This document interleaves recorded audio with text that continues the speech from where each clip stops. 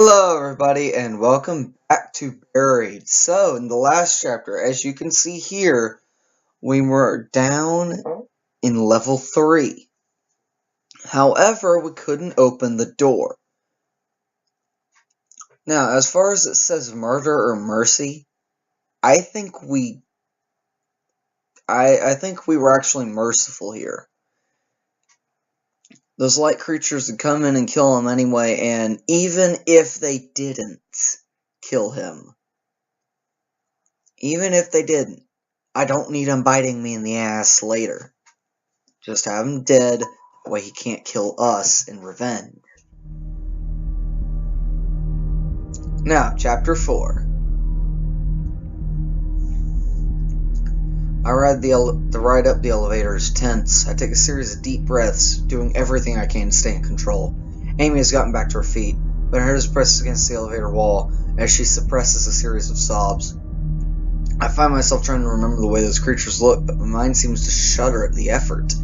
I've seen something that is an impossibility, a mockery of what I know is real. This fills me with a terror that dwarfs anything else I've felt since discovering this facility. I try to focus my mind on something else, and that's when I remember that I've just murdered Marcus. I killed Marcus, I say, the thought feeling like jumping into cold water. Had you ever killed anyone before? No. He was going to kill me. I'm sure of it, probably. Well, thank you, she says, but her tone is unsteady and her face is unreadable. I can't believe I did it. Can't even imagine. All that. It really happened, right? I can only nod because I can feel some of her disbelief trying to sneak into me. It's almost like it's contagious. So, how did you end up here?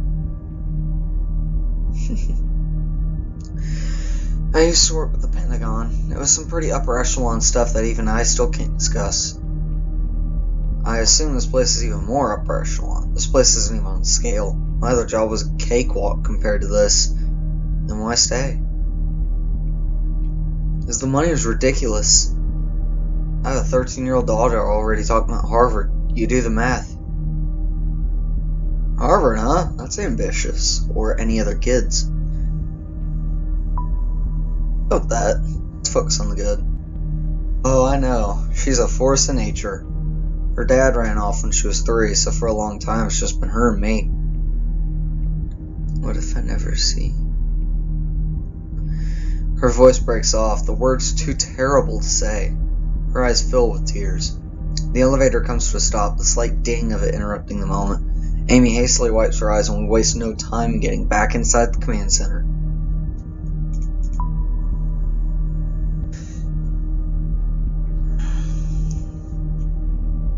Oh, wow.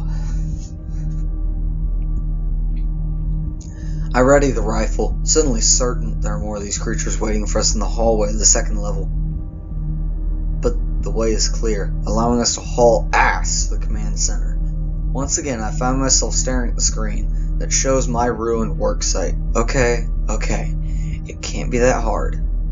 I keep peeking over my shoulder, my senses feeling as if the monster is sneaking up on us mere inches away. And I think of Dennis and wonder how he's faring back on level 3. Is he safe?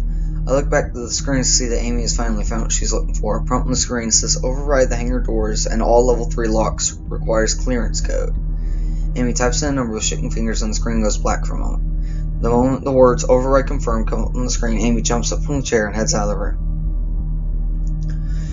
We have to be quick, she says. We have exactly 20 minutes to open those hangar doors. Then let's get moving. We don't need to discuss it. I can trust her. I follow her out of the command center and bound down the hallway towards the same elevator that brought us here. Amy punches the elevator button and the doors slide open. We're taking the same elevator back to the biochem room. Those creatures are still down there. There are even more in the other direction, remember? Hopefully they've left. Hopefully.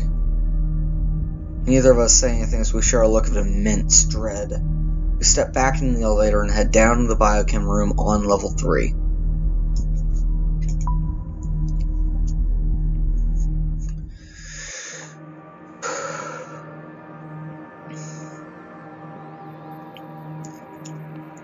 As the elevator doors open, we peer out, looking to see if the creatures are still in the area.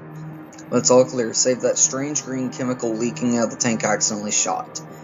The monsters start to expand and climb up the sides of some of the tanks. I'm distracted from it before realizing we need to move. When Amy looks at me, her eyes are clear and strong. Marcus wasn't entirely wrong. Amy says we start walking back toward the hangar doors. About what? I ask. About how I am partially to blame for this. Why would you be to blame?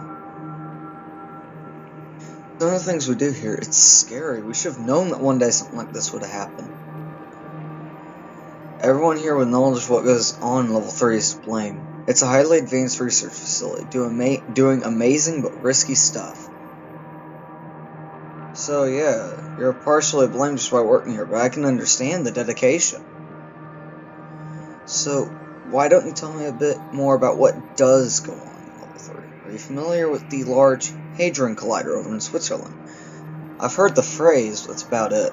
It's a powerful particle accelerator. Right now they're using it to try and create what's called dark matter. It's theorized this dark matter actually makes up the majority of the universe, but parts of the universe very different from ours.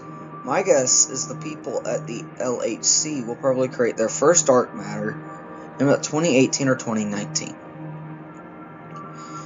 Here in this facility, we were able to create one almost 10 years ago. It was the key to our research. Does this have something to do with those things? Or what does this matter do? Let's explain what it does, because it's obviously part of those things. Use dark matter to assist with instantaneous transfer of the subject, yet to perfect it or understand why it works. So you're saying it lets you gain access to different dimensions. That's the theory. During point-to-point transfer, the subjects are gone for about 3 to 6 seconds. There's no way to see or measure their presence, but they exist somewhere. From what we can tell, they exist in a kind of void. What is that place like? I don't know. There may be an infinite number of voids or spaces. Some of them appear to just be nothingness, a vacuum or exotic matter. We're talking about places that we can only measure with instruments. What does that mean? Do you know what these places look like? No. It means in order to describe it to you, you'd have to be a mathematician, and I'd have to walk you through reams of data and equations. So even though we can describe them, we're still a long way from figuring out what these places look like. Sorry, I say, feeling my mind start to bend inward again.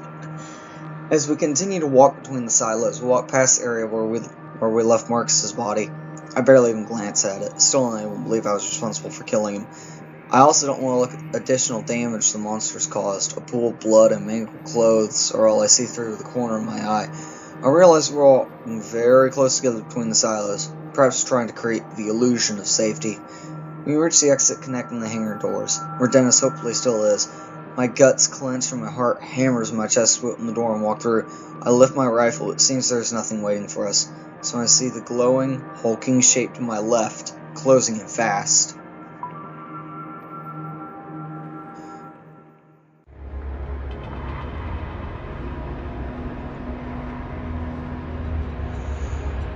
The creature's about 10 feet away and coming in quickly, so I do the first thing that comes to mind. I drop to the ground, make myself a smaller target, and raise the rifle. I'm not sure if I should just unload or try to be choosing my shots and weaken it, or at least slow it down. Okay, so in this case I'm gonna have to shoot. These creatures are made of light. Traditional matter should not work on them. I doubt I can kill them with a gun, so there's no reason to shoot to kill. However, if I shoot them in the core, no. Again, they're made of light. They're not made of traditional matter. And even them, being made of light, they're made of photons. My bullets should go right through, but if that's the case, I need to be very choosy and shoot to weaken. The shot causes the entire milky white frame to jerk to the floor. It flounders, its ghost-like tentacles writhing with rage as it cries out at me. It seems to turn and jerk away, parts of it appearing and disappearing every few feet. It moves down the hall and out of sight. I look quickly around for others, but there's only Amy. She looks at the monster with wide eyes, face pale, and wonder if, like me, she is able to feel her mind trying to retreat. Come on, let's find Dennis and get through these hangar doors. We're already down to 6 minutes. We turn towards the hangar doors and I'm a little disgusted with myself because the bloody scene that so shocked me before now seems mild. Amy goes to work on the computer console on the side of the doors. She starts punching in keys before saying, "This is going to take some time. I thought you already unlocked it," I ask. "I did. For this door, there's still security permissions I need to hack. Mark's running on how to do this." She trails off, and I decide to let her work. Suddenly, something slams into me. I feel my feet leave the floor, and I am literally thrown across the concrete. I look up in time to see one of the creatures. It's apparently in no hurry to attack me again, focusing on Amy instead. She's not armed. I need to come up with a plan to get this thing away from her so she can focus on getting the door open. It raises an appendage, making me certain that part of its makeup is pure light and energy. I could easily take a shot with my rifle, but my mind again goes to how much remaining ammo I have. The only other thing I can think of is to get it to chase me and lead it away from the room somewhere. Let's distract and run. Get out, just get out. "Hey, right here, come get me, I'm the one that shot your buddy." It turns to me, and I'm again faced with staring at something that has no business in this world, in this reality. Its body gives off a sort of glow around the central part, a bulbous core that is branched off into two humps very much like a spider. Again, I sense this visual information is not accurate, but it's the best my simple mind can do to make sense of this impossible creature. It starts lurching towards me, then lets out a shriek of agony that makes my ears feel like they'll explode. Now I'm sure it's coming after me. I take off running and head into another hallway we haven't been down. I find myself in an industrial-looking area, and I'm pleased to find the monsters followed me through.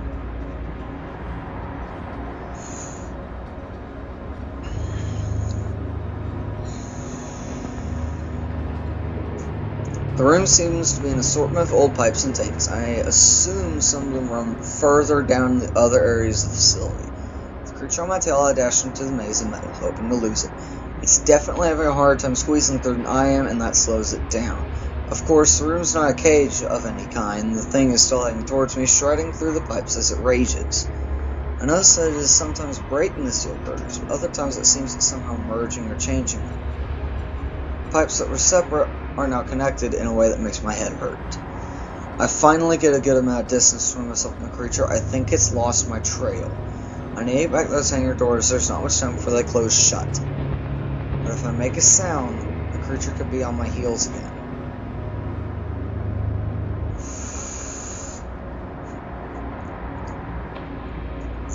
There's not much time. However, let's see, we got there with 6 minutes to spare, right? If I ran out there, we got more than I have more than enough time to run there, so I can hide and I can be quiet getting back. Take care to stay silent. Twisting myself through some more pipes and make my way back towards the door I entered through. The creature doesn't seem to pick up on this. I see it's glowing back as I come around. It lets out a static scream that makes my insides feel like jelly. But I don't even look back. I slide quietly through the rest of the obstacle course and tiptoe back the hangar doors. Okay, that means it wasn't a critical choice, which is amazing.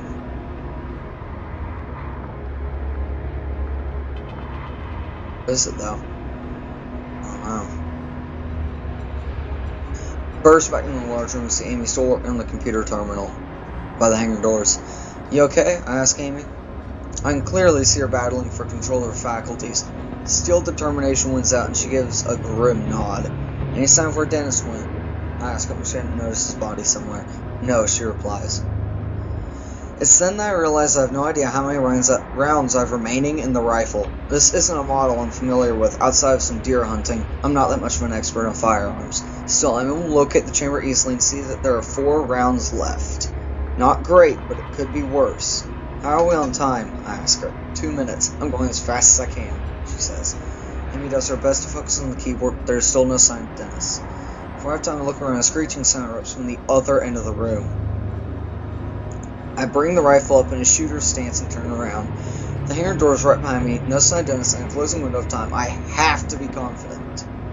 Yet when two monsters come around the corner, my body wants to shut down. The appendages seem to jump in time and space, reaching up for a split second, independent of the body, then disappearing back to where they came from. It turns and screeches at me, its glowing tentacles snaking out of its body. My knees tremble uncontrollably. Behind me, Amy shrieks. I feel myself losing control, my mind sliding into the abyss of insanity. I pull myself back from the brink. I've got to stay in control. I've got 4 shots left, meaning I have more than enough to shoot them and weaken them, quite easily slowing them down. I step away from Amy and the hangar doors toward the monster, ready to defend her. I ready my rifle. The creature wastes no time. Makes that jerky motion toward me, and there's a sharp pain in my chest as it collides. Or through me, it's hard to tell. My instinct is to try to grapple or hold this thing down, but then I realize I don't even know if that'll work. I'm gonna get away. Any attempt to grab it will just cause insane amounts of pain, I believe. I figure I'd rather not try and learn more about the physical nature of this thing right now.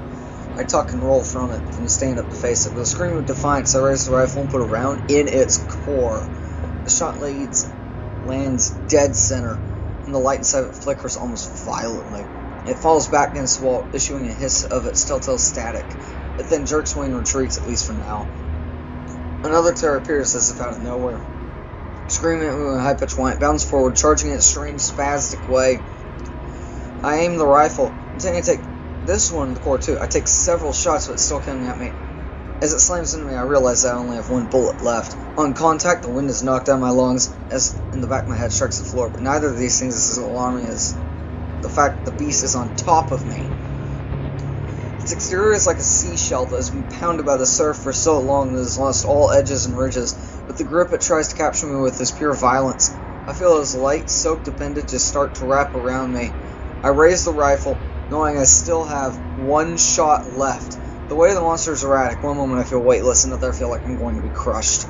I push upward with the rifle to aim it, but it's overpowering me. I'm not sure I'd be able to get an effective shot off. I see the core, a spider-like shape connected with the rest of it by thin white strings of tissue. I know I'll be dead within seconds unless I can manage a shot, but I don't know where to aim. This thing has already survived for so long. Let's go for the tentacles. Shooting for the center hadn't done anything here. The creature is seconds away from tearing into my shoulder. I have to stop it now. I grunt as I try and angle the rifle in the direction of one of the beast's formless limbs. The appendages begin tugging down the barrel, and it's that moment that I pull the trigger, unleashing my final shot. The shot aggravates enough to win me some breathing room. I've saved my shoulder. This thing's still alive and kicking. Thank God I saved this bullet earlier. Then I see the creature extend its tentacles in a violent whip-like motion, scampering away while making that static screeching sound.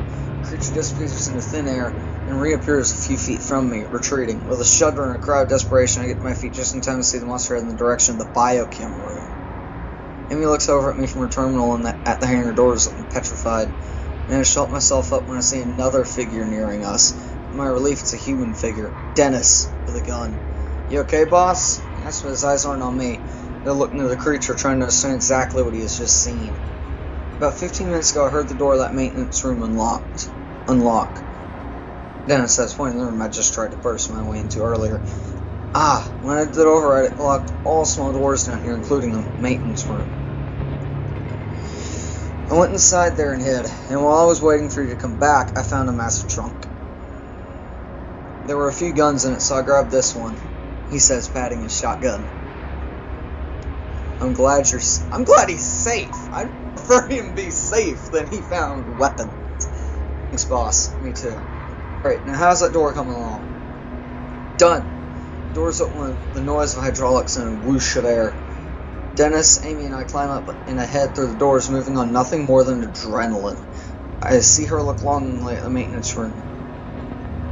You get in the hangar, I'll get some more firepower. Satisfied with the plan, Amy heads to the door. We scramble finally inside the hangar.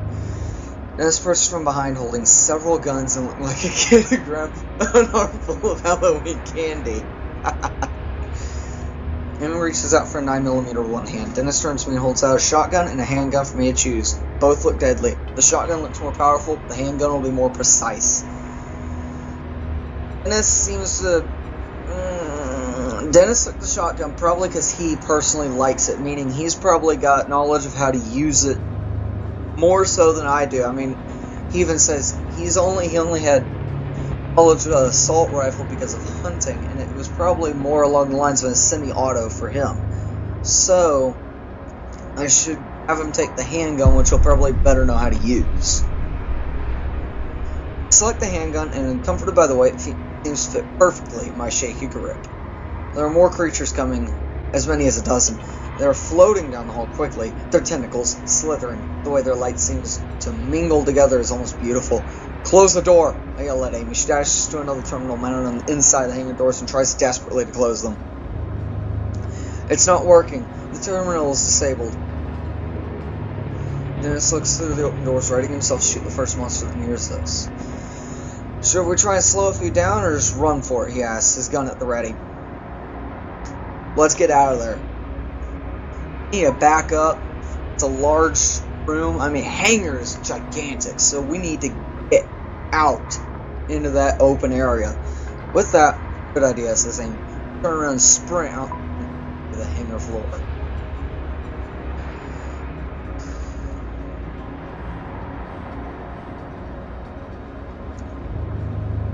The room is so enormous, so large, that to call it a room seems silly.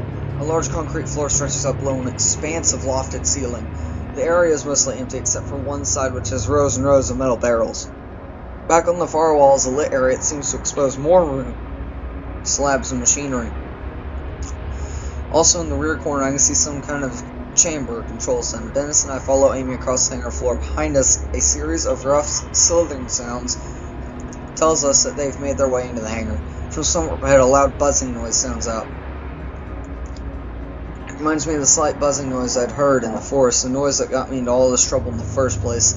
I look ahead and see that in the far back of the hangar, a bright red light is flashing. There's a small hatch door below it. That hatch is open, and I can see a shape inside it. I can barely make out the figure of a man standing there holding an industrial microphone, and as soon as I see him, I hear his huge amplified voice. It blares down over an intercom system, and he sounds pissed. I don't know who the hell you are. There's a government facility on lockdown. There are protocols to shit. I assume the curse coincides with the exact moment he sees the creatures. They are making their way through the hangar doors. There are maybe 20 feet between us and the creatures. I act instinctively, firing twice as the handgun comes alive in my hands. One shot goes into the core, causing it to jerk backwards. Another shot slows down another. The accuracy I get with the 9mm is amazing. Amy and Dennis take cue and start firing as well. The floor becomes littered with a swirling white fluid from the creatures' bodies. They are not slowing down. The alarm keeps shrieking behind us, and when I turn to see if anything has changed back there, I trip over my feet. I hit the ground hard, and in almost comic fashion slide several feet across the floor. From the ground, I see that we've managed to turn back 4, and I also see that my estimate of the dozen is off. There are at least 20. They're sick, dim light, sinister and gloomy. Their appendages seem to bind together as they come forward. My only hope of survival is that the man in the far doorway somehow shuts those hangar doors. His voice comes blaring over the intercom again, broken by the booming voice of the gunfire that we are laying down. Run here, towards the isolation chamber! I'm not sure how much time we have. I realize I'm spraying ahead of Amy and Dennis so I can hang back and give them cover. No. Dennis needs time. More than anything, he needs time. Go inside where that guy is. I'll make sure we don't have any of those things right on our tails. I'll hold him back for a while. I know it sounds macho, but it also feels like the right thing to do. I have to at least try to give us some kind of chance for escape. So as Amy and Dennis run through the doors, I blast the next thing I see moving. All I get for my troubles is that static-like hiss and a high-pitched whistling noise. I'm able to beat them back a bit, forcing them to scatter. Each flick of a light is a small victory. If nothing else, I'm buying Amy and Dennis time. When I'm certain there's nothing more I can do, I turn and run. Hustle, quickly catching up to Amy and Dennis, who stop and turn to provide me with cover fire. There. Amy says, pointing to a small door the man was standing earlier. The swarm is less than 15 feet away now, so furious they are pushing through one another to get to us. I raise the handgun and fire, taking my time to aim. I hit one in the spider-like part of its body. I fire again, this time taking one in the core. I place 2 more rounds in this creature, eventually causing it to move backwards. We're in the middle of the hangar floor now, the isolation chamber ahead and the monsters behind. Beside me, Dennis also fires a kick with his gun, jolts him, probably a result of him being weakened from the blood loss. His shot lands true, though, causing a jerking stumble and a flickering of its light. We're almost in, Amy yells as we get close to the door, and we hope will save us. I'm gonna have Dennis and Amy going first. They're the ones that need in. Inside! Tell Amy and Dennis, motioning for them to get moving with my gun. I open the door and give Dennis a push.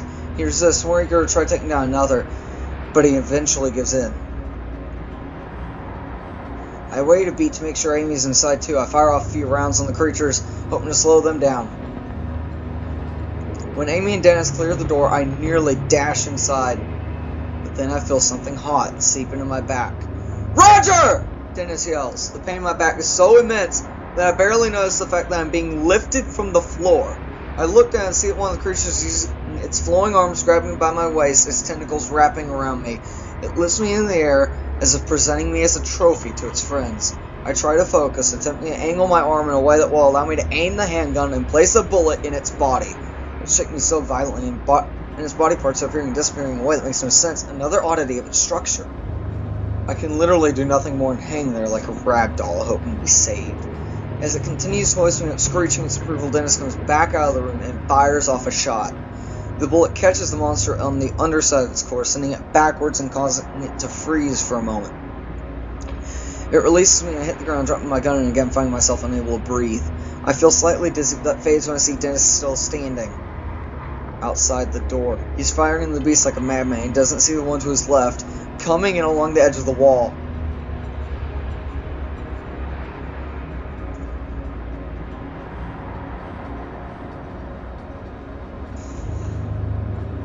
Doesn't see it, meaning if I shout at him, it's going to take him completely by surprise and he's going to get hit anyway. I need to get him out of the way. Try dash towards Dennis, but there's not enough time.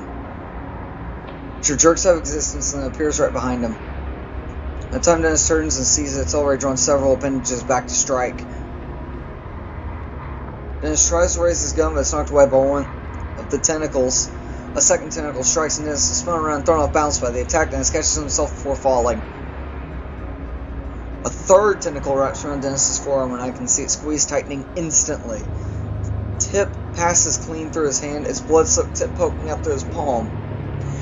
Dennis's face grimaces with pain as he tries to wrench his arm free, but the creature's tentacle has his hand speared like a nail through wood. In a moment of dark clarity, I realize I can free him with a clean shot at the tentacle, but it will mean blowing Dennis's hand off. Dennis! Can you get free? I have a shot, maybe. No! Don't shoot, I can get free! I can't tell if he's right, but the other monsters are starting to encircle him. I need to act fast.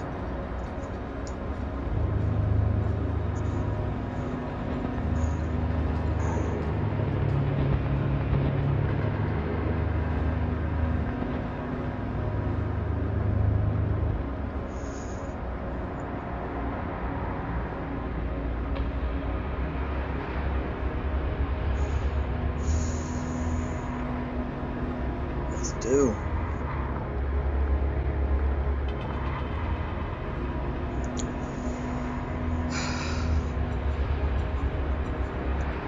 To keep him alive, I want to shoot off his hand. But if there's no need, then there's no need. If he thinks he can get off, I'm going to trust him here. If he thinks he can get free on his own, I will trust him. Wait to see if Dennis can get free. Dennis is fighting hard, doing everything he can to bring the gun around with his good hand. He's screaming as he tries to tear his hand away, screaming with both fury and desperation. This only seems to anger, which then swats Dennis with another tentacle, opening a deep gash across his cheek. His skin peels back and eyes go wide with shock. The creature drops him to the ground as if playing with him, and then the floor and space around Dennis seems to warp. The bottom core of his body seems to disappear before I realize it's been merged with the floor. And at that moment I know it's over. The others swarm him, surrounding what remains of his fallen body. I didn't even hear Dennis scream. There's just a frenzy of the crackling, sickening wail sound. After that, there is nothing else. Fury, sorrow, and absolute rage surged through me. I grabbed my gun as the remaining beasts come toward me. They'll kill me, but I don't care. This is war as far as I'm concerned. Amy grabs me from behind and pulls me hard inside. I try fighting her off. She's persistent, and part of my mind knows she's right. Don't be an idiot! She yells to me.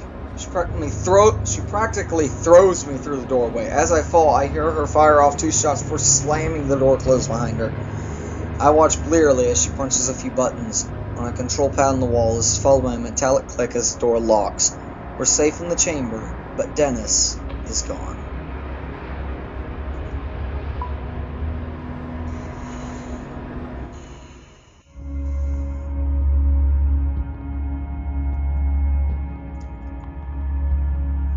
We're now inside a large reinforced chamber of sorts, almost like the inside of a submarine. Near us is the door, shut tight.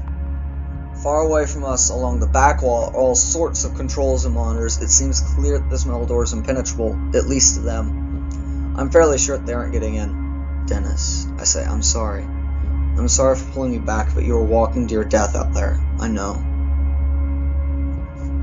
I couldn't quite see, but it looked like you may have had a shot. Why didn't you take it? Amy asked. He told me not to shoot.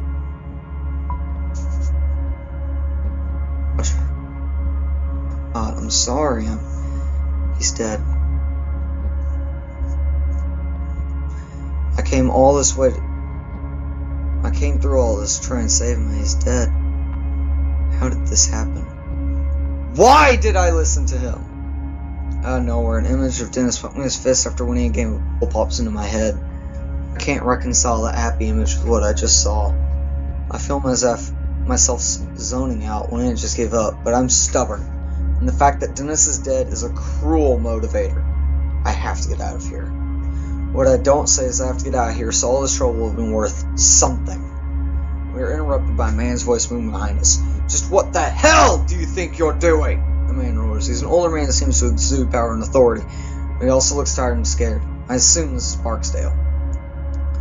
He walks over to us from the back recess of the chamber. We didn't have a choice. Did you override the locks on the hangar doors? Yes, I did. Do you have any idea what you could have done? She doesn't answer right away. She is furious. She is also scared and visibly exhausted. I'm going to ask who it is. I'm going to interject. Address my question to Amy, preferring to get my info from her rather than whoever this is. The man doesn't break eye contact with Amy. Colonel Barksdale. He runs the place. Look, Barksdale, you can berate me and lecture me all you want when this mess is over, but right now I have a wounded civilian here, and as you can see, several entities trying to get into this room. So, if you could actually do something instead of sitting on your throne and yelling at me, that would be great. I'm impressed by her guts and wonder if there is some sort of beef between the two of them. Surely working in a place like this could cause some stress and tension between people. As we wait, I notice a small peephole in the door. I go to it and look out at two of the things. They're still looking for a way in, but finding no success. I wonder if they can sense or somehow see me through the door. I'm not gonna piss them off. There's no need to piss them off. Nothing. I still don't understand what these things are capable of, and trying to figure it out hurts my head, so I decide to leave them be. You'll be reprimanded for speaking to me in such a way, Barksdale says to Amy. Reprimand me all you want. I'd like to survive this first. Cover your ears. Barksdale shouts, walking away toward the far end of the room. Stay put until you hear back from me. Thank you. She turns to me and says, better do what the man says. I'm gonna cover my ears. It's likely a gun. I pass my hands over my ears just to have my hearing from a deafening blast. I can still feel my blood rushing out and wonder if this is what Dennis felt like at the beginning of his end. Before the sorrow of losing Dennis can consume me, something slaps against the wall of the room with tremendous force. I assume it's just another of the monsters slithering back along the wall. But when I turn back toward the door, I hear something surprising. More bursts of loud explosive noise start ringing out. Looking through the people again, I see the core of one of the beasts explode. It vanishes in a puff of smoke and clear liquid. Look to my left, I see Barksdale shoot in a shooting stance to the far side. He's firing through a small slit in the wall. He's using some high-powered weapon, the likes of which I've never seen. I see a slight movement as the gun kicks by a flicker of white light. Immediately another is down, its tentacles flailing around aimlessly as most of its core is torn through. I instantly feel gratitude and immense satisfaction at knowing they are being picked off in such a way.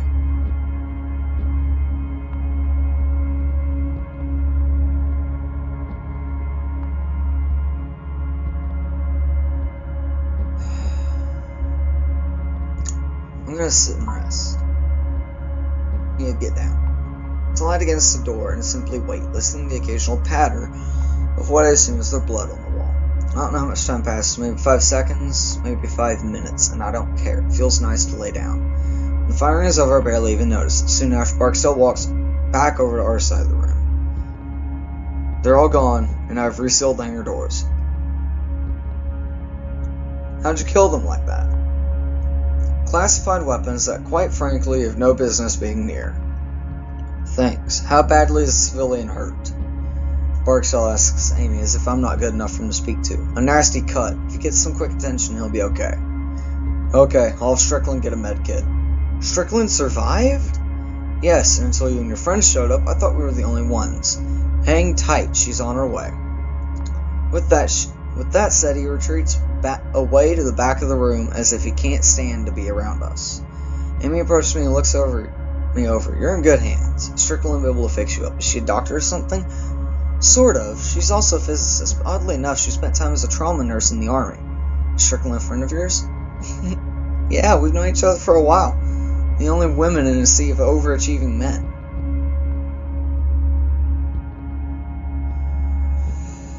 Okay, he's around and he'll likely hear what I say, so you must be glad Strickland survived a better route. I am. We usually have lunch together. He's helped me out of a few tight spots in my career. Within a few seconds, the door behind us opens, and a woman appears from back further in the chamber. She enters the room with what looks like a small suitcase. She is dressed in a very basic and drab military getup, complete with a holstered sidearm. My name is Call Me Strickland. I can patch you up pretty good, but it's going to hurt. I nod, honestly not caring how much it hurts. My God, I just want to get out of here to get home. Sit down and let's see if we can get your shirt off. I sit down and slowly start unbuttoning my shirt. She has to help me slip it off. On my shoulders, we manage. How bad is it? Bad. It almost looks like a burn, but I've seen worse. Much worse. I might as well talk to Strickland, if only to distract from the pain. I'm going to ask what her story is. Strickland rolls her eyes as she gathers up a needle and some thread. I was always into fringe science. I started working in labs where these eccentric Russian scientists were being funded by the US to work on combining DNA types. I sort of became obsessed with perfecting human physiology while I was a trauma nurse in the army. You were a mad scientist then. I get that a lot. But no, not compared to the stuff we do here. What kind of stuff? I need to know what we're going up against. More so than I do now. It's complicated. Komar masses, quantum gravity, crunching things down to their Schwarzschild radii. Fun stuff. Yeah, a mad scientist. I say, trying to keep myself calm with dry humor. There are lots of small labs working on the same stuff. They just don't have our funding. Just when you guys ran in here, I was horrified. Those barrels outside, I'm not sure if you saw them, but, well, if you'd shot them, it could have been bad. Why? The gray ones are filled with experimental fuel that is highly flammable. The yellows contain liquid nitrogen. What? Just lying around? Well, this area is safest in the building, the most secure. Well, used to be anyway. And take this. Painkillers. They won't work immediately, they'll dull the worst of what you're feeling. Are these the best idea? Won't they make me feel dizzy? Or out of sorts or something?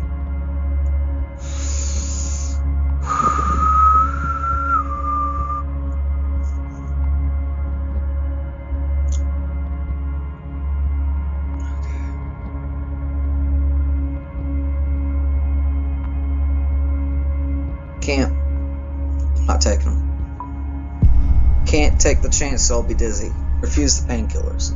Really, I don't want to get lightheaded in case we have to move fast. I can handle it. Your call. Strickland says as she starts working on me. She slathers the wound with some sort of liquid that stings like crazy, and I gasp.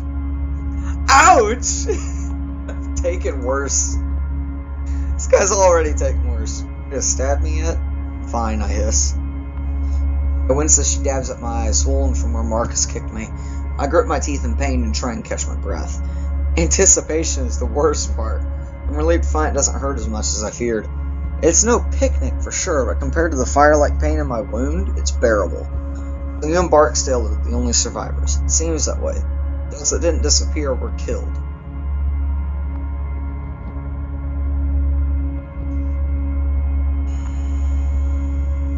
Let's not focus on how many that I've seen. Anyone else did make it. They're trapped out there with those things. Glad to see you. Were you there? Were you when it happened? I was in the micro lab on level 2. Park and O'Brien were in there with me, and they just disappeared, I guess.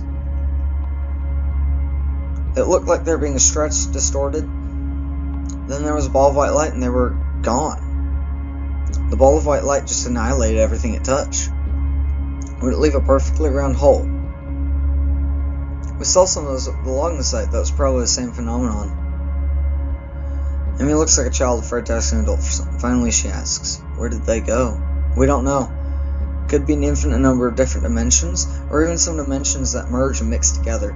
It could also be a place that exists between dimensions. Barksdale calls it the void. How is that possible? I'd call it dead.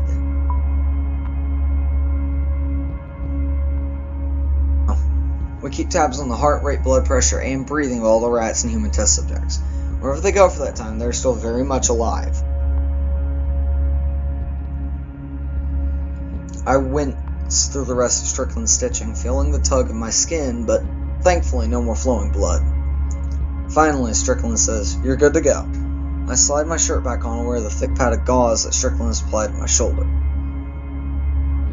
So have you and Barksdale been able to contain all those creatures? Strickland appears shocked, clearly not the reaction Amy was expecting. Contain? Are you nuts? Do you not know what's happening? What do you mean what's happening other than the initial experiment failure? The anomalies are becoming more numerous and further from the source.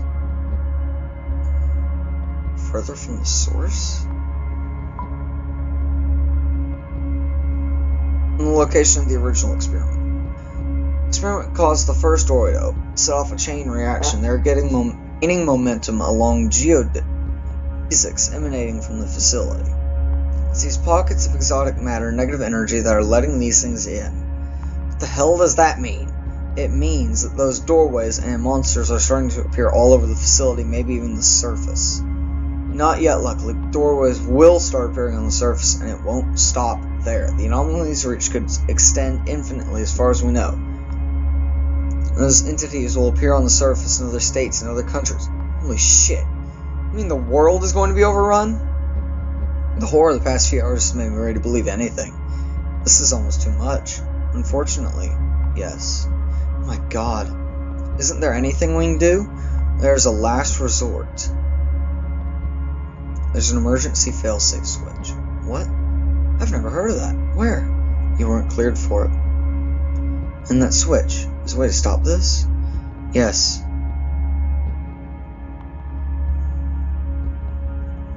What does it do? I would explain this question, I believe. Switches are eraser. It destroys the entire facility and terminates any systems or experiments that are being conducted. It's also an emergency shutdown for industrial, interdimensional travel. It puts an event horizon around the facility. What the hell is that? It's the perimeter of a black hole. The boundary inside which nothing can escape, not even light. But there's two problems. So the first problem is we'd all be killed, sucked into a black hole before we'd have time to evacuate. The second reason is that Barksdale won't allow it. What? Why not? He wants to allow those things to flood the surface? Thousands, millions will die. Strickland puts her hand up, silencing Amy. They both peer over the far side of the room. Barksdale has his back turned. I know. He says he doesn't care. He says he'll be happy to be rid of the oversight so he can continue his work. The oversight? You mean our government? He's aware this could disrupt, even topple our government, and he doesn't care. Barksdale is, well, he's off the range right now. He's gone rogue, and he's armed.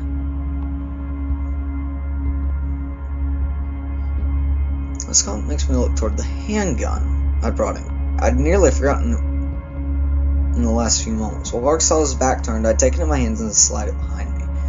Just in time, too, as Barksdale walks up from the back of the room to our side of the chamber. He gives Strickland a suspicious look for speaking to her. Is the civilian going to survive? Yeah. Yes, he's stitched up and good to go. That's great news. I'm sitting right here. He can actually speak to me, you know. Amy, it's quite nice to see you've survived. Were there any others? The aloof asshole is talking to us. The aloof way this asshole is talking to us is getting under my skin. A guy named Marcus that works on the first level from IT. That's all I know for sure. Marcus Pabscott. Where is he? I'm gonna be blatant and honest. I killed him. Admitted to killing Marcus. Put us in an impossible situation. I was forced to kill him. Yes, we're often forced to do unspeakable things for survival. Tell me, have you ever killed before? No, but he lost his mind. He was violent and careful. You've just admitted to killing a federal employee. You're with the logging crew, aren't you? Remind me, how'd you get in here again? We were searching for our crew. Ah, makes sense. Books for the entrance shed are tied to a primary source, and we lost primary power just before the experiment failed. Cloak? I ask. Yes, the shed you entered is usually not visible to the naked eye. Depending on the power sources that were damaged, it could have also shut down the locking system before the backups kicked in. Everything is starting to make sense now. From the very start, it seemed peculiar that we'd so easily been able to walk into a place like this.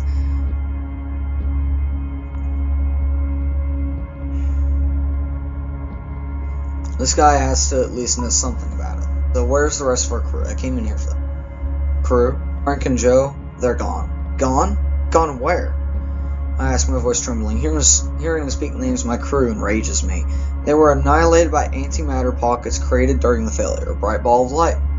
In the aftermath, all you'd see would be a round hole in the ground. Barksdale says this like he's sharing yesterday's sports scores. I let my face crumble into my hands. I suspected this all this time, and they were already dead.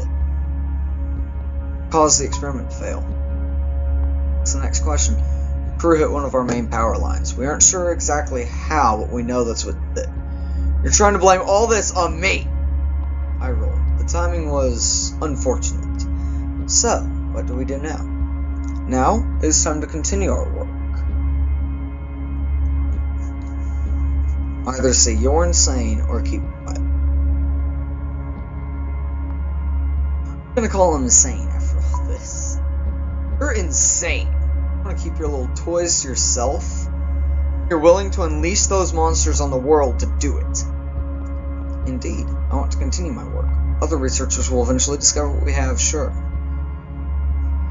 I want it to be me. It's my laboratory. Or my experiments.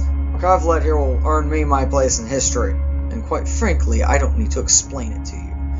Up on the surface, they'll struggle to defend themselves, since they won't know what they're dealing with. They have necessary weapons. After a few months, who knows, maybe they'll decide the world is ready for me to help them, and we'll go from there. Strickland steps up directly beside me and whispers into my ear.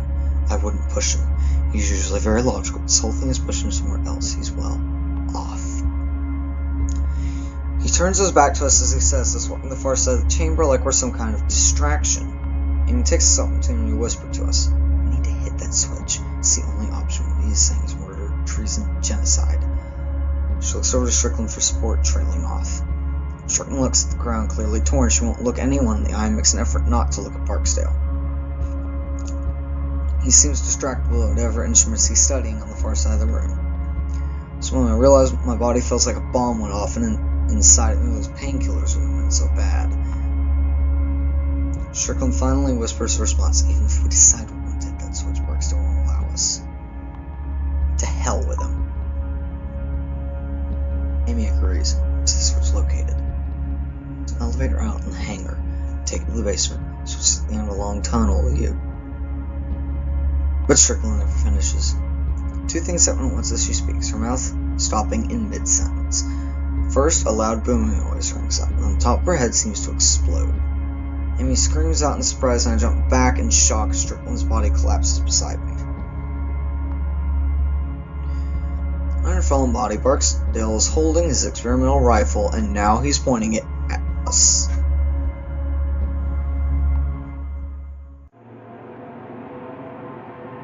Oh joy, blood! On the wall now. I wonder if Barksdale is even crazier than Marcus. He just shot a woman that worked for him to keep her quiet. Surely he won't have an issue with killing me. Now! No more whispering, no more secrets. You two will stay in here. And get away from that door! If anyone whispers one more thing, I'll blow your heads off! My mind is racing to figure out a way to get to the secure door and in the hangar. Beyond that, of course, there was the failsafe switch. Either one's a great distraction.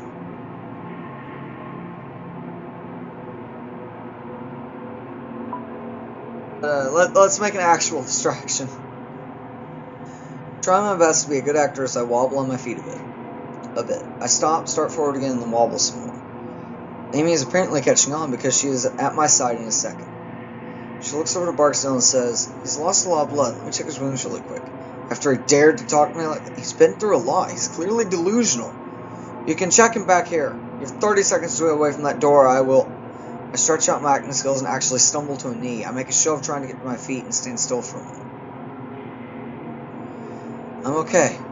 I think as quickly as I can, I raise my gun and fire. I don't even take aim. I just fire in Barksdale's general direction. Barksdale takes off running as my shot misses wide. He runs for cover to the back of the room. That's all we need. Amy also fires a shot to keep him under cover as we head for the door. Amy pushes the button and the door swings open. Barksdale will be on us in a second, so we dash out in the hangar, ready to defend ourselves.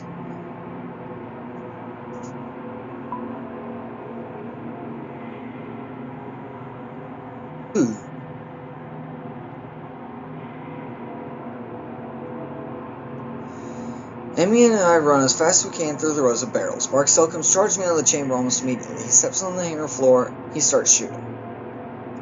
Each shot sends a jolt of fear through me as I wait for a bullet to end my life. We need to get to the elevator on the far side of the room. It leads down below to the switch.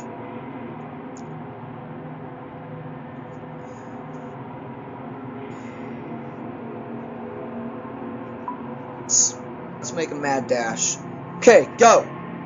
Take a few shots in Barksdale's direction, succeeding in getting him to take cover and pause the stream of fire. We both make a run for it, knowing we only have seconds. Somehow, I make it through the rows of barrels into the elevator's entrance. I turn back to allow Amy to enter first, but she isn't there. I look back and see the barrels. See that she has fallen about halfway down the row.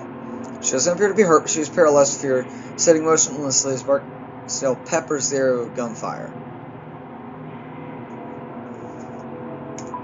I'm gonna run back and give her cover. Step out in the open and head back for Amy. Barksdale's gunfire pins me back in the elevator entrance to the lab, and apparently he's reloaded that weapon of his. The sparks fly from my face. I realize that I have to help her from here. Then remember the contents of the barrels. One color is highly flammable fuel, the other contains liquid nitrogen. I'm no scientist, but I'm pretty sure liquid nitrogen is mostly harmless unless you have direct contact. If one of those barrels gets shot and the liquid nitrogen spills out, I'm fairly positive it will simply evaporate. That could create a cover of sorts for Amy, like a smoke cloud. Ah, hell! Each of the barrels holds liquid nitrogen. Strickland told us, but I can't remember. I have to remember quickly or Barksdale's going to get careless with this shooting and we could all die. The yellow barrels contained it. I remember that. I decided to shoot the yellow barrel. Yellow barrels. I'm fairly certain those have the liquid nitrogen in them. Without giving myself a single moment to second guess, I aim at one and pull the trigger. There's a pinging noise followed by a hiss. A steam of liquid nitrogen spills up and begins to evaporate immediately. Amy looks around for a moment, clearly baffled, and figures out what I've done. She hits the ground right away, and for a moment I lose sight of her in that cloud of mist. Behind us, Barksdale starts to fire, apparently not caring if he happens to hit one of the barrels with fuel in it. Moments later, I see Amy's shape emerge from the mist. There's a terrifying second where she's out of the mist and in the exposed space between the barrels and protection offered by the elevator's interior.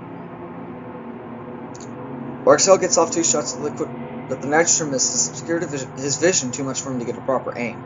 However, one of them nicks Amy's leg, sending her tumbling just before she reaches the entryway. I dash out, lift her up, and we are both able to hobble over to the elevator behind the cover of the mist. Thank God you remembered which barrel was which. I reach out to press the call button on the elevator. We both step inside and close the doors. It's a service elevator, made of wood and metal, like something from a coal mine. We step inside and the doors close. The motors on the elevator sound like dying dogs. The elevator slides down, and the light from the flames give way to complete blackness.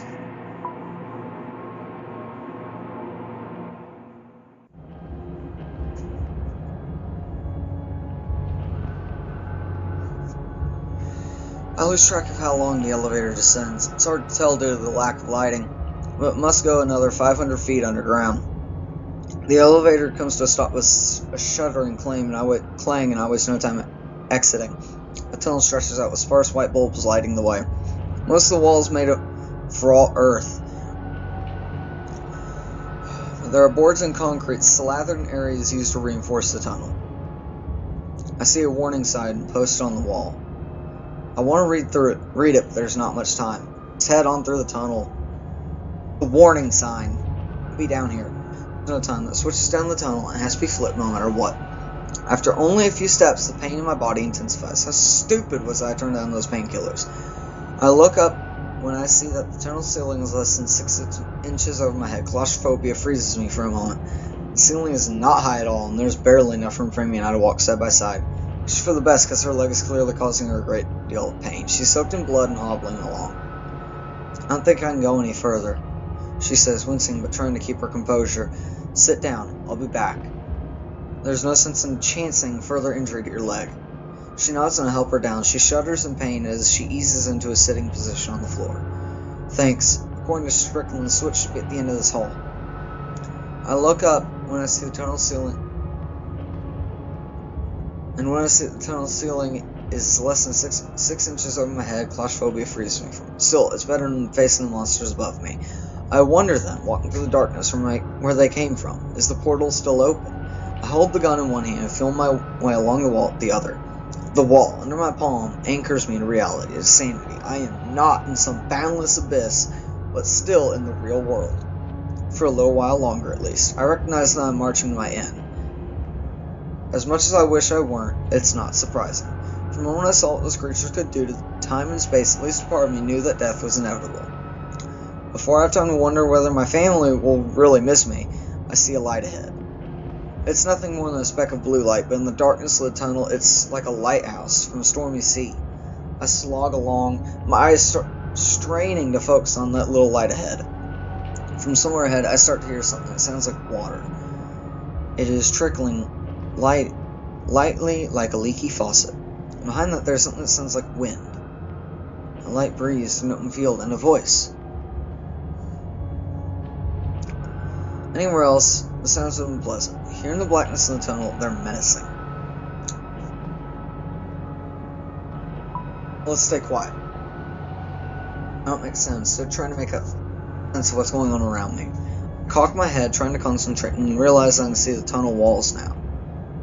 It's odd, I wasn't able to see them a few seconds ago. This is different from the blue light at the end of the tunnel. It's then that I see the slight shimmering there. It looks like a foggy mirror steamed over after a shower, and it's moving, dancing in the air like some abstract firefly. It means it's not menacing like creatures, so that the threat is null. It's powerful, it's peaceful, serene. I watch as the shimmer branches out and becomes 2, then 3, then 4. They snake out in different directions, tracing the tunnel walls. Are these shimmers the doors? Suddenly I'm surrounded by a light above and below me and realize there's no way. The question is, how am I going through? Head first.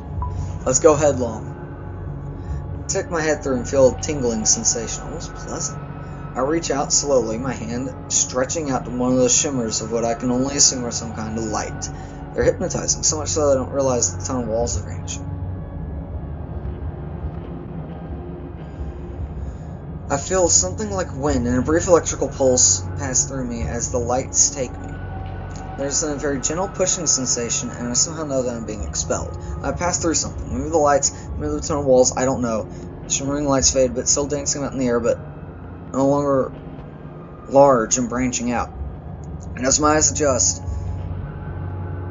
I see right away that I'm no longer staying in that dark tunnel far beneath the the hangar. I have no idea where I am. I'm just somewhere else. And I'm terrified.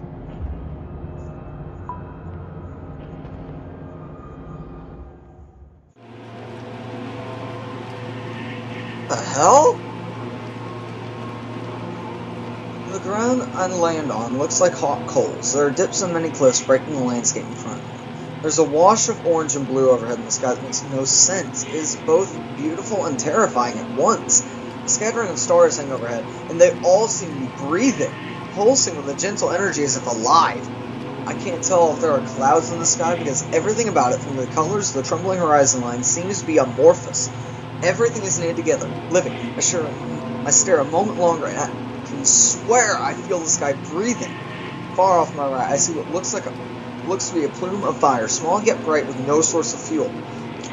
It looks as if the ground itself is creating the flame. Several more of these flames dot the landscape further out. The air is thick and muggy. Then I realize something horrible. I don't know if what I'm breathing here resembles air at all. In a place like this, one of impossible beauty but also very stark horror, my mind doesn't know what to do. A wave of nausea comes over me, and I think I might be sick. I'm not sure if it would be better to fight it or give in. The white light that brought me here is nowhere to be found. Is anyone else even here? Is there any way to escape? Let's not yell, let's look around. Don't attract attention if I don't have to.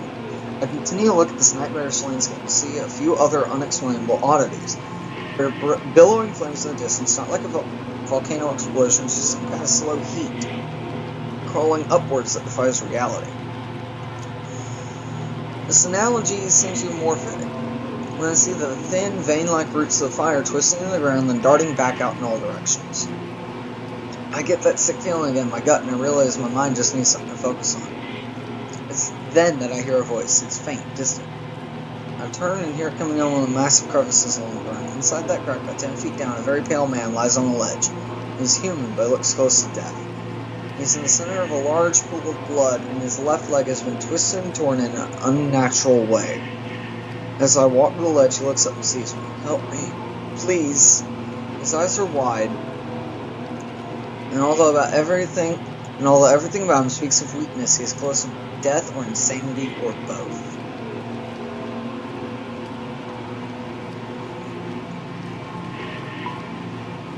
Ask who he is. Dr. Anna. Work in the facility. Please, help. What no more seems cruel to steal like his last breath just answer my questions. Love to, but I don't know where the hell I am or how to get back home. Light. It's a doorway to keep back the facility. I go. Come. I'm gonna go. Please, help me. I desperately want to help. There's no way I can reach him. His ledge is too far away from the pools of fire. I don't think I can get to this. Oh, that's not what I mean. His eyes are on the handgun I almost forget I'm still holding. I realize what I want, and I shake my head. I can't do that. Please. Please, those things. They have the others that came here with me. I got dropped along the way. They'll be back and they'll kill me. That'll be quicker, less painful. I can't, I repeat. Please, look at my damn leg. I'm dead anyway. I'm about to refuse him again when I hear an all too familiar static sound out from another crevice behind him. I hear another of those shrill noises and watch as one of the monsters materializes up out of the neighboring crevice. Two more come after it, then a third, then 5, then 10. I soon was out. As what was just a few turns into a flood, and I suddenly understand the man's reasoning. A bullet would be mercy. I check my gun and see that I have only one round left. I can use it for this guy, but I may need it for myself later. From beside me, the man pleads again. My God, please.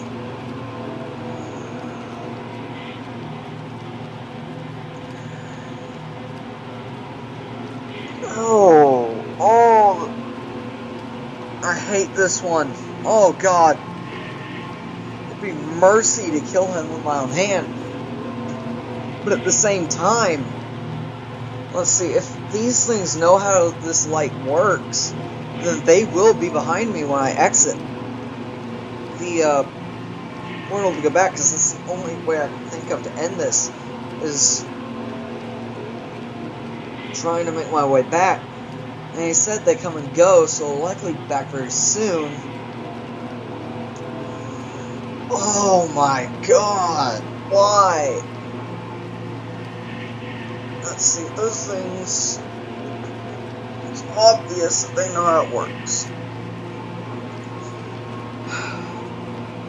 I don't, in this case. I don't know how this light works. I gotta keep that bullet. I want to save the man his agony. I want to save him from it. I can't. I need that bullet. One bullet could do me infinite amounts of good. Did not shoot the man. I'm so sorry. Can't. Don't tell him it's in a situation where, I have to keep this one bullet. I can't waste it on him. Whimpers a bit and I look away, unable to see that misery on his face. I hear him give a mixture between a scream. The high-pitched noise is an army of creatures. Volume rises as he lets out a cry. I clench my teeth as the torture continues. Suddenly his voice is silenced, only a sick static sound remains. So I see the shimmers waving to my right in the direction I originally came from. I look back at the monsters and see that they have now noticed me. Some of them floating up the walls of the crevice that are less than 10 feet separating us. Shimmers of white light are within arm's reach, its movements reminding me of a fish in an aquarium. I reach out and feel myself accepted by them again. I feel the sensation of wind and wait for the feeling of being pushed out back to the tunneling facility. This time, it doesn't come. This time I feel something else. I feel a tugging that seems to want to drag me in all directions at once. As the world goes dark, I realize that I'm somewhere else, and it's not the darkness of the tunnel. It's the darkness of a total void. Oh my.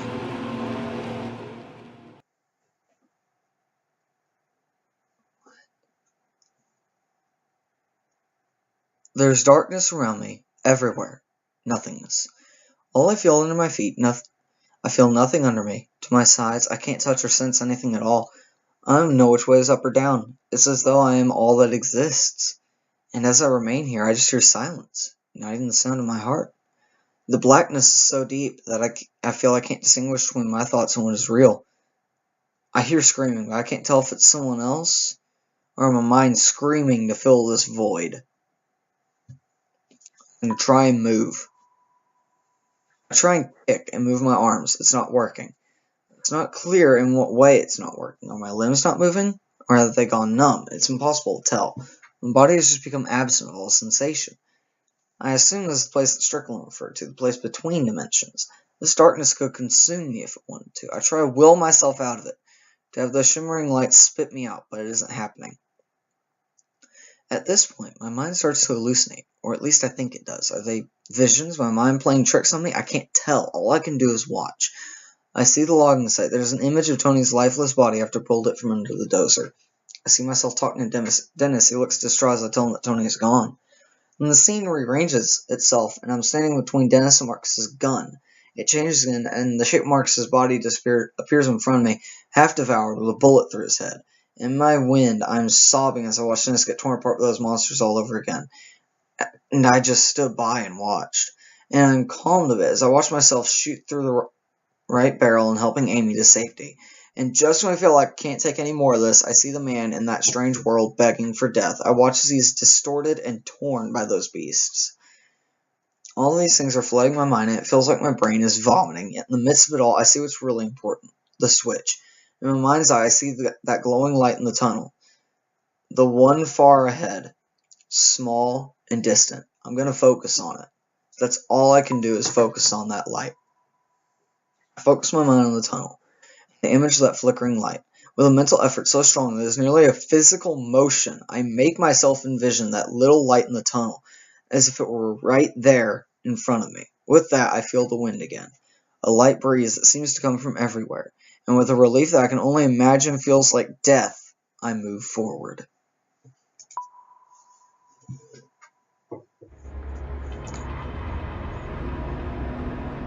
This has become dangerous. Okay, then.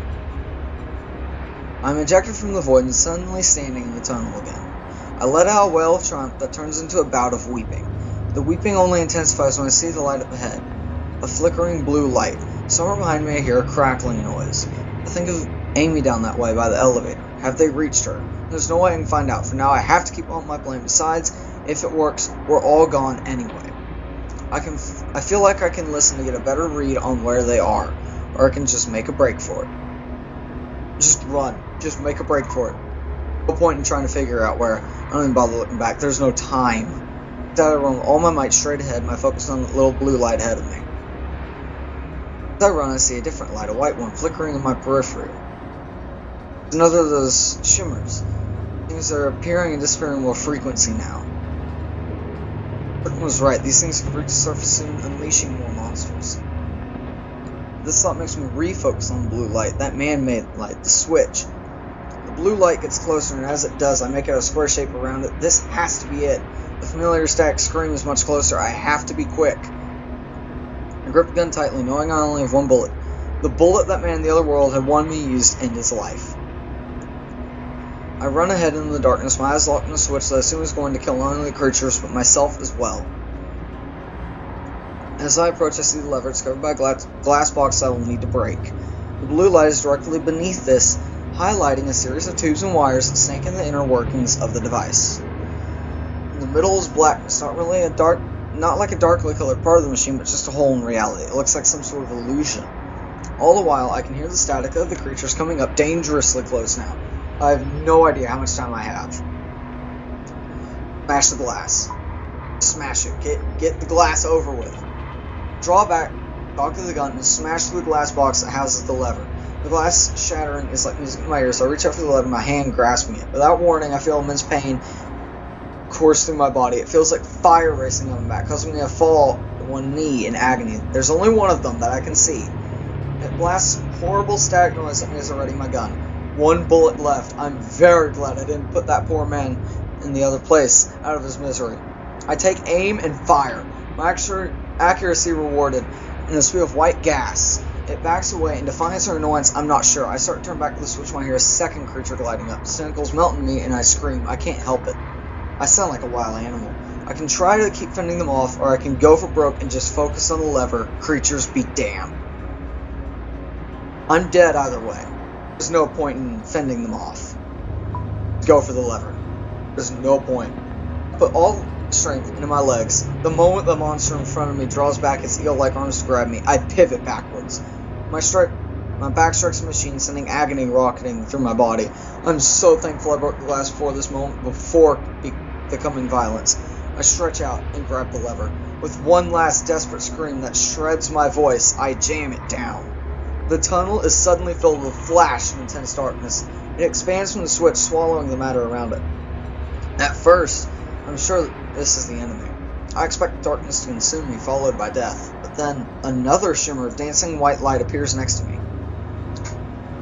There are more of those streams of light, rips in space like the ones that previously sent me to the other ungodly world in the void. With nothing else to do but die, I try to escape into the shimmer. When that stream of light envelops me, the expanding darkness of the switch is gone, and I feel a huge push.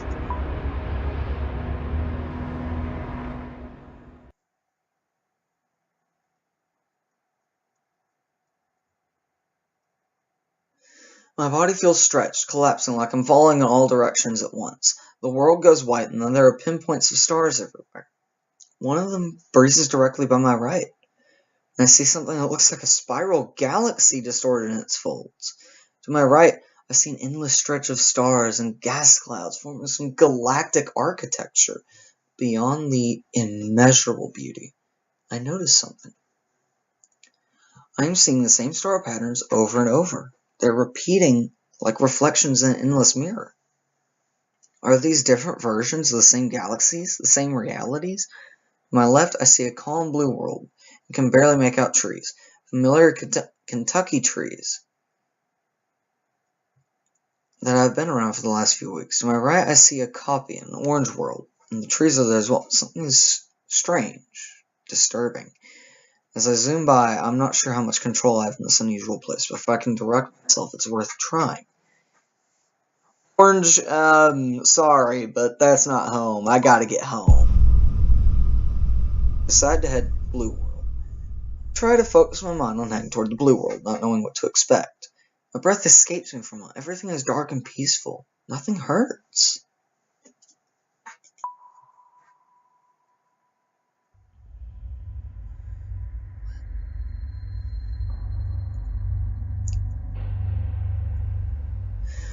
With breath back inside my body, I gasp and open my eyes. I'm back. Back at the logging site. How? I'm not sure. Did the shimmers react the implosion of the switch? Some other accident? I have no idea. I sit up right away and become instantly dizzy. Amy, I say. There's no reason I think she survived whatever happened in that tunnel, but there's some sort of certainty that gets me on my feet. I wonder if I'm somehow back in time before we found the facility, but what happens next makes me realize that can't be true. As I start walking forward, I feel a tremor in the ground, and somewhere off in the distance I hear a metallic groan. The buried facility. It's being ripped apart in the ground by the activation of the switch. The trees are splintering and falling to the east, and I can see them toppling just like dominoes. There's no way Barksdale survived. But I start to walk away in the opposite direction of the falling trees, and then I hear a scream. Woman's scream. I turn back and see a stumbling figure out of the forest. It's Amy, and she looks like a ghost. How is she here? Did she fall in one of the shimmers as well? I decide I don't care and run to her. I throw my arm under her armpit to hook her to me as we head back to the logging site. You okay? I ask. Amy can only nod through her tears. I look at the area with the facility toward the woods part, and I see a large plume of smoke rising in the air. We've made it out of the facility alive, and that, I suppose, is the most important thing. It's then that I look up and notice the sky.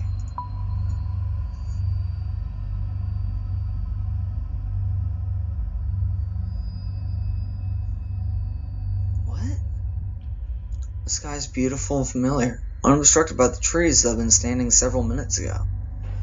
I take my trusty hard hat off my head and exhale, letting my body relax. It's finally over. I'm not sure how long it will take me to get back to some semblance of a life, but I know one thing for sure. Any day above ground is going to be a good day. Again. Okay, so there were a lot of decisions. I believe I just went through chapters 4 and 5. Now, tough it out. 64% of us did not take the painkillers. Who survives? Well, 62% shot the right barrel, keeping Amy alive. Mercy. 70% of people who did not kill the man who asked for death. Going home. 83% headed toward the Blue World. So, and that is all for Buried, an interactive story. What a great game this was. This is easily one of the best games I've played, in my personal opinion. One hell of a ride it was. Oh my. The number of tough choices I had to make. Kill the man or don't kill him as mercy. For Marcus, the only reason I did that was he was also putting me in danger. If I could have saved that bullet for later, I would have, but I had no choice. It was either save the bullet, don't kill Marcus, don't show him the mercy of not dying to those things, but at the same time, put us in danger, or shoot Marcus and keep us out of danger. In reality, I could have left that bullet alone, I'm sure. But, I don't know.